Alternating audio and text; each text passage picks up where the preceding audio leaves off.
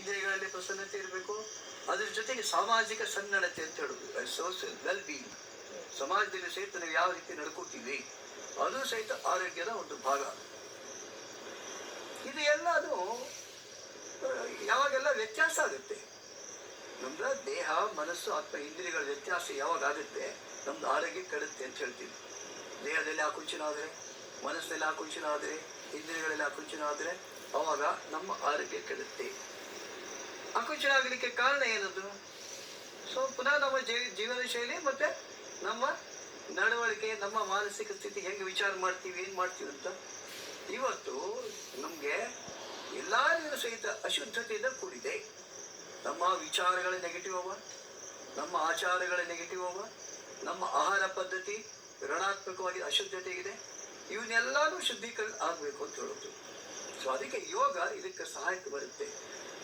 Breathing exercises, ಪ್ರಾಣಾಯಾಮ, ಆ ಮುಖಾಂತರ ಅಶುದ್ಧತೆಯನ್ನು ಹೊರಗೆ ಹಾಕ್ತೀವಿ. ಅಂಗಾರಮ್ಲವಾಯು ಹೊರಗಡೆ ಹಾಕುದು, ಪ್ರಾಣವಾಯುವನ್ನು ಇನ್ಹೇಲ್ ಮಾಡ್ತೀವಿ, ಶಕ್ತಿಯನ್ನು ನಾವು ತಗೋತೀವಿ.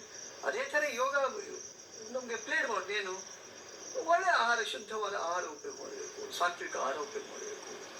ಸೊ ಅಂತಿಂಥದನ್ನು ಉಪಯೋಗ ಮಾಡಬಾರ್ದು ಅನ್ನೋದನ್ನು ಕಲಿಸುತ್ತೆ. ಅದಕ್ಕೆ ಆಚಾರ, ವಿಚಾರ, ಆಹಾರ, ವ್ಯವಹಾರ. ಸೊ ಇವುಗಳ ಶುದ್ಧ ಯಾವಾಗ ಆಗುತ್ತೆ ಅವಾಗ ನಮ್ಮ ಆರೋಗ್ಯ ಸರಿ ಇರುತ್ತೆ. ಸೊ ನಮ್ಗೆ ಹೇಳೋದು 90% of the diseases, 90% of the diseases, they are stress induced. ಒತ್ತಡದಿಂದನೇ ಬರ್ತಕ್ಕಂಥದ್ದು. So 90% disease. ಸಾಮಾನ್ಯವಾಗಿ ನಾವು ಹೇಳೋದು ರೋಗಗಳಂದ್ರೆ, ನಿಜವಾದ ರೋಗಗಳಂದ್ರೆ ಕಾಲರಾ, ಮಲೇರಿಯಾ, ಇನ್ಫ್ಲೂಯೆಂಜಾ, ಟೈಫಾಯ್ಡ್ ಇತ್ಯಾದಿ, ಕೋರೋನಾ ಇತ್ಯಾದಿ. ಯಾವುದು ನೀರಿನ ಮಾಲಿನ್ಯಕ್ಕೆ ಬರುತ್ತೋ, ವಾಯುವಿನ ಅಶುದ್ಧತೆಗೆ ಬರುತ್ತೋ ಅವಕ್ಕೆ ರೋಗಗಳು ಅಂತಾರೆ. ಉಳಿದದ್ದು ರೋಗಗಳಲ್ಲ. ನನಗೆ ತೆನ್ನೋದ, ಕುತ್ತಿಗೆ ನೋವುದ, ಬೆನ್ನು ನೋವುದ, ಸೊಂಟ ನೋವುದ, ಗ್ಯಾಸ್ಟ್ರಿಕ್, ಆಸಿಡಿಟಿ, ಇದು ಯಾವುದೂ ಸಹಿತ ರೋಗಗಳಲ್ಲ.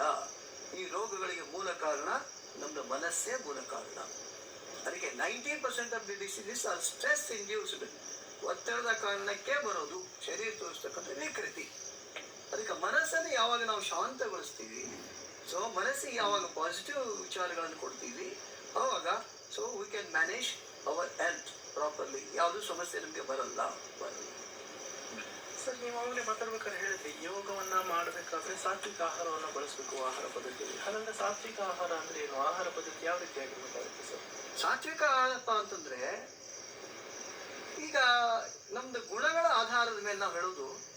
ಸೊ ಗುಣಗಳು ಸಾತ್ವಿಕ, ರಾಜಸಿಕ, ತಾಮಸಿಕ ಗುಣಗಳು. ಅಂದ್ರೆ ಜೈಸ ಅನ್ ವೈಸ ಮನ್ ಹೇಳುದು. ಯಾವ ತರದ ಆಹಾರವನ್ನು ತಗೋತೀವೋ ಆ ತರದ ಮಾನಸಿಕ ಸ್ಥಿತಿ ಇರುತ್ತೆ.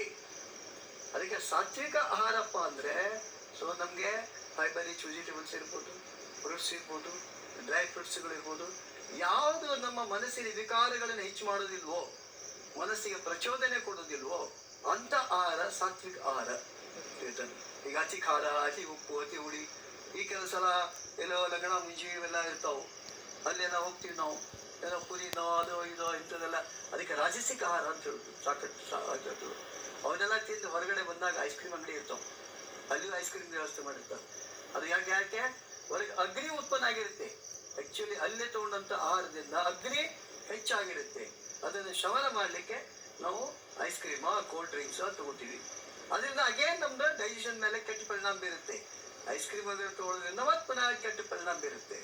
ಸೊ ಅದಕ್ಕೆ ಇವತ್ತು ತಾಮಸಿಕ ಆಹಾರ ಹೇಳ್ತೀವಿ, ಅದು ತಂಗಳದ್ದಿರುತ್ತೆ, ಫ್ರಿಜ್ಜಿನಲ್ಲಿ ಇಟ್ಟದ್ದಿರುತ್ತೆ, ಮತ್ತೊಂದ್ಸಲ ಬಿಸಿ ಮಾಡೋದಿರುತ್ತೆ. ಇವೆಲ್ಲಾನು ತಾಮಸಿಕ ಆಹಾರಗಳು.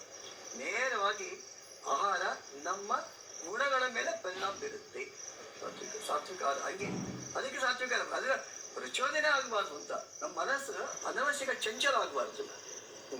ಮನಸ್ಸನ್ನ ಹತೋಟಿ ಇಟ್ಕೋಬೇಕು ಬಂದ್ರೆ ಅದನ್ನ ಅದೇ ತರದ ಆಹಾರ ಪದ್ಧತಿನ ಇರಬೇಕಾಗುತ್ತೆ. ಸರ್, ಈಗ ಆಹಾರ ಪದ್ಧತಿ ಬಗ್ಗೆ ಹೇಳಿದ್ವಿ. ಹಾಗಾದ್ರೆ ಈ ಒಂದು ದಿನಚರಿಯಲ್ಲಿ ಯಾವ ರೀತಿ ಬದಲಾವಣೆಗಳನ್ನು ಮಾಡ್ಕೋಬೇಕು ಯೋಗಾಸನ ಮಾಡಬೇಕು? ಸೊ ದಿನಚರಿಯಲ್ಲಿ ಅಂದ್ರೆ ಅಟ್ಲೀಸ್ಟ್ ದಿವಸ 1 hour ಆದ್ರೂ ಸಹಿತ ನಮ್ದು ಯೋಗಕ್ಕೆ ನಾವು ಸೀಮಿತ ಇಡಬೇಕು. It should be part and parcel of the life. ಜೀವನ ಶೈಲಿಯ ಒಂದು ಭಾಗ. ಎಷ್ಟು ಸಲ ಹೇಳ್ತೀವಿ ನಾವು, ಇಲ್ಲಿ ನಂಗೆ ಟೈಮೇ ಇಲ್ಲರಿ, ಭಾಳ ಬ್ಯುಸಿ ಇದ್ದೀನಿ. ಹೌದಪ್ಪ, ನಿಂಗೆ ಊಟ ಮಾಡ್ಲಿಕ್ಕೆ ಟೈಮ್ ಇರುತ್ತೆ, ಮನರಂಜನೆ ಮಾಡ್ಲಿಕ್ಕೆ ಟೈಮ್ ಇರುತ್ತೆ, ಆ ಕಡೆ ಈ ಕಡೆ ಹರಟಿ ಹೊಡಿಲಿಕ್ಕೆ ಟೈಮ್ ಇರುತ್ತೆ. ಸೊ ಯೋಗಕ್ಕೆ ಯಾಕೆ ಟೈಮ್ ಸಿಗಲ್ಲ? ಅದಕ್ಕೆ ಯೋಗ ಮಾಡಬೇಕಂದ್ರೆ ಅದಕ್ಕೆ ಮನಸ್ಸು ಬೇಕು ಮೊದಲೇ ಕೆಲಸ. ಸೊ ನಾವು ಮನಸ್ಸು ಮಾಡಬೇಕು, ಮಾನಸಿಕತೆ. ನಾನು ಎಷ್ಟು ಎನಿ ಕಾಸ್ಟ್ ಈ ಅವಧಿಯನ್ನ ಯೋಗಕ್ಕೆ ಉಪಯೋಗ ಮಾಡ್ತೀನಿ, ಈ ಅವಧಿ ಅಂತಕ್ಕಂಥ ಒಂದು ಮಾನಸಿಕ ಸ್ಥಿತಿ ಇತ್ತು. ಅಂದ್ರೆ ಯಾರಿಗೆ ಹೆಲ್ತ್ ಕಾನ್ಶಿಯಸ್ನೆಸ್ ಇರುತ್ತೆ, ಆರೋಗ್ಯವನ್ನು ಸುಧಾರಿಸಬೇಕು. ಯಾಕಂದ್ರೆ ಯೋಗ ಇದೇನಂದ್ರೆ ಔಷಧಿ ರಹಿತ ಚಿಕಿತ್ಸೆಯ ಒಂದು ಭಾಗ ಈಗ ಕೆಲಸ ಮಾಡ್ತಾ ಇರೋದು. ಯೋಗ ಅಂದ್ರೆ only it is not a simply ಕೆಲವು ಆಸನಗಳ ಅಥವಾ ಪ್ರಾಣಾಯಾಮಕ್ಕಷ್ಟು ಸೀಮಿತ ಇಲ್ಲ. Yoga is working as a therapy. ಯೋಗ ಚಿಕಿತ್ಸೆಯ ಭಾಗವಾಗಿ ಇವತ್ತು ಕೆಲಸ ಮಾಡ್ತಾ ಇದೆ ಈ ಜಗತ್ತಲ್ಲಿ. ಯೋಗ ಥೆರಪಿ ಅಂತ ಹೇಳ್ತೀವಿ ಅದರರ್ಥ. ಸೊ ನಾವು ಯೋಗ ಕ್ಲಾಸ್ಗಳಲ್ಲಿ ನಾವು ಔಷಧಿಗಳು ಹೇಳಂಗೇ ಇಲ್ಲ. ಜೀವನ ಶೈಲಿಯಲ್ಲಿ ಬದಲಾವಣೆ ಆಗಬೇಕಾ, ಕೆಲವು ಸಲ ಆಸನ ಪ್ರಾಣಾಯಾಮದ ಮುಖಾಂತರನೇ ಸರಿ ಹೋಗ್ಬೇಕು. ಅದಕ್ಕೆ ಡೈಲಿ 1 hour ಆದರೂ ಇದಕ್ಕೆ ನಾವು ಮೀಸಲು ಇಡಬೇಕು. ಐದರ್ ಮಾರ್ನಿಂಗ್ ಇಡ್ಬೋದು ಅಥವಾ ಈವ್ನಿಂಗ್ ಇಡ್ಬೋದು. ಸೊ ದಿನಚರಿಯ ಒಂದು ಭಾಗ ಇದು ಅಂತ ಯಾವಾಗ ತಿಳ್ಕೊತೀವಿ ಅವಾಗ ನಮ್ಗೇನು ಸಮಸ್ಯೆ ಇಲ್ಲ. ಸರ್, ಇನ್ನು ಯೋಗದ ವಿಷಯದಲ್ಲಿ ಇವತ್ತು ವಿಶೇಷ ಗುಂಪುಗಳಿಗೆ ಅಂದ್ರೆ ಮಕ್ಕಳಿಗೆ, ಮಹಿಳೆಯರಿಗೆ ಮತ್ತು ಹಿರಿಯ ನಾಗರಿಕರಿಗೆ ಯೋಗದ ವಿಚಾರಕ್ಕೆ ಬರೋದಾದ್ರೆ ಮಕ್ಕಳಿಗೆ ಯಾವಾಗಿನಿಂದ ಯೋಗಾಸನವನ್ನ ಕಲಿಯೋದಕ್ಕೆ ಪ್ರಾರಂಭ ಮಾಡೋ ಸೂಕ್ತ ವಯಸ್ಸನ್ನ ಹೇಳೋದಾದ್ರೆ? ಮಕ್ಕಳಿಗೆ ಸಾಮಾನ್ಯವಾಗಿ ನಾವು ಹೇಳ್ತೀವಿ 5 ವರ್ಷದಿಂದ ಮೇಲ್ಪಟ್ಟಿರ್ತಕ್ಕಂಥ ಎಲ್ಲಾ ಮಕ್ಕಳಿಗೂ ಸಹಿತ ಸೊ ಯೋಗದ ಒಂದು ಆಸಕ್ತಿ ನಿರ್ಮಾಣ ಆಗಬೇಕು, ಯೋಗ ಕಲಿಸ್ಬೇಕು ಹೇಳೋದು. ಸಾಮಾನ್ಯವಾಗಿ ನಾವು ಹೇಳೋದು ಮಕ್ಕಳಿಗೆ ಅವಶ್ಯಕತೆ ಇರೋದು ಏನಪ್ಪಾ, ಅವರಿಗೆ ಮೆಮೊರಿ ಪವರ್ ಹೆಚ್ಚಾಗಬೇಕು, ಕಾನ್ಸಂಟ್ರೇಷನ್ IQ ಹೆಚ್ಚಾಗಬೇಕು, ಜೊತೆಗೆ ಗ್ರೋತ್ ಬೆಳವಣಿಗೆ. ಸೊ ಈ ದೃಷ್ಟಿಕೋನ ಇಟ್ಕೊಂಡು ಅವರಿಗೆ ನಾವು ಕಲಿಸ್ಬೇಕಾಗುತ್ತೆ. ಯೋಗದಲ್ಲಿ ಆಸನಗಳ ಪ್ರಾಣಾಯಾಮದ ಎಲ್ಲಾನು ಕಲಿಸಲಿಕ್ಕೆ ಕಾಮನ್ ಆಗಿ ಗೊತ್ತಿರುತ್ತೆ ಖರೆ. ಆದ್ರೆ ಸೊ ಇವತ್ತು ಯೋಗ ಇಟ್ ಇಸ್ ಎ ಸೈನ್ಸ್, ಯೋಗ ವಿಜ್ಞಾನ ಅಂತ ಹೇಳ್ತೀವಿ ನಾವು ಇದನ್ನು. ಅದಕ್ಕೆ ಯೋಗ ಕಲಿಸ್ಬೇಕಾದ್ರೆ ಯಾರಿಗೆ ಏನು ಅವಶ್ಯಕತೆ ಇದೆ. ಈಗ ಮಕ್ಕಳಲ್ಲಿ ನಾವು ಹೇಳ್ತೀವಿ ಇಲ್ಲಿ ಥೈಮಸ್ ಗ್ರಂಥಿ ಅಂತಿದೆ. ಸೊ ಥೈಮಸ್ ಗ್ರಂಥಿ, ಥೈರಾಯ್ಡ್ ಗ್ರಂಥಿ, ಥೈರಾಕ್ಸಿನ್ ಸ್ರಾವ ಕಡಿಮೆ ಆದ್ರೆ ಮಕ್ಕಳ ಬೆಳವಣಿಗೆ ಆಗಲ್ಲ, ಗಿಡ್ಡ ಇರ್ತಾರೆ.